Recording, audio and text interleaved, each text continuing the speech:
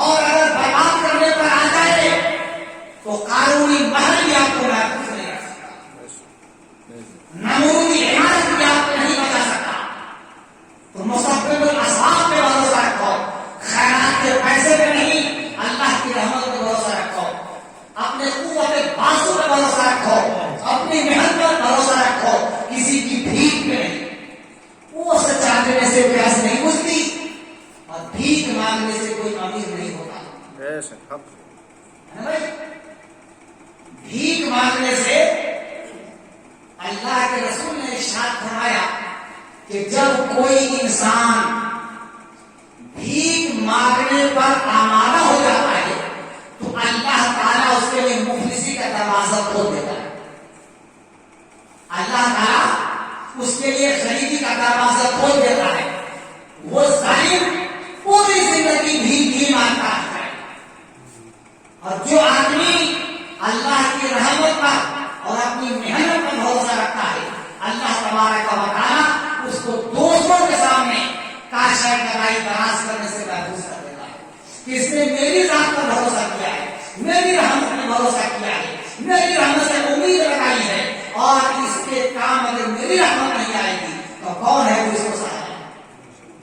تو اللہ تبارک و تعالیٰ اس کی نصرت کو حمایت کرتا ہے۔ ایک اور دوسرے بات پر اللہم صلی اللہ سیدنا شفیعنا مولانا محمد بارک وسلم صلی اللہ السلام علیہ یا رسول اللہ صلی اللہ علیہ وسلم۔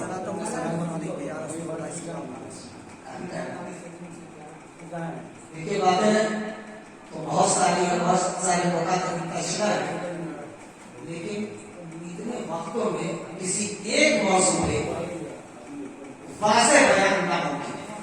کم از کم کسی بھی موضوع پہ مسئلہ کو واضح کرنے کے لیے 1 گھنٹہ لگتا ہے، اور 1 گھنٹہ اگر نہیں ہوئی تو باقی جو ہمارے احباب ہیں، ہماری جماعت کے کوہنمش مقرر، تجربہ کار اور ماجے ہوئے خطیب، ہمارے خطیب و امام حضرت علامہ عبدالقدوس صاحب قبلہ دامت برکاتہ القدسیہ تشریف فرما ہے، ان کی ہاتھ ترقی ہوگی۔ میں اتنی دیر اس لیے بول گیا کہ میرے عزیز گرامی حضرت علامہ عظمت علی نے اپنا ٹائم اس کو دے دیا تھا، میں 2 آدمی کے ٹائم پہ بولا، میرا طرح ٹائم نہیں تھا، اس لیے آپ گھبرائیں۔ ان کا احسان ہے اللہ تبارک و تعالیٰ اپنے حبیب پاک کے صدقے جس طرح اس نے میری عزت افزائی کی، مولا ان کے تمام جائز دینی اور دنیاوی ضرورتوں کی تکمیل اپنے محبوب کے صدقہ تو ہے، ان کے دامن مراد کو گوہروں سے بھرے، ان کی زندگی کو سرشب و شادہ بنا دے۔ بعد مدت کے چمن میں دھنگا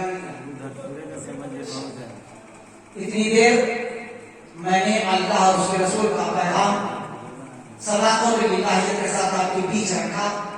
مولا تبارک و تعالیٰ جو دل کے ارادوں کا نیتوں کا جاننے والا ہے، مولا اگر میں نے خلوصیت کے ساتھ تجھ پہ داؤ لگا کر کے تیرا یہ پیغام تیرے بندوں کے بیچ رکھا ہے تو الہی اس میں اثر پیدا فرما، اور اس کا نیک ثمرہ مجھ کو، میرے اہل خاندان کو، میرے پورے سماج کو یہاں بھی، میدان آخرت میں بھی اور میدان حشر میں عطا فرما۔ بولنے کے درمیان کوئی لفظ ہو گئی ہو تو میں تیرے بندوں کے سامنے صرف دل سے توبہ کرتا ہوں، میری توبہ قبول فرما۔ پڑھ لیجیے استغفر اللہ ربی من کل ذنب واتوب الیہ، لا الہ الا اللہ محمد رسول اللہ۔ خوب کی سیر چمن پھول چوری شاد رہے، بات جاتا ہوں میں گلشن کا آباد ہے، وآخر دعوانا ان الحمدللہ رب العالمین۔ السلام علیکم ورحمۃ اللہ۔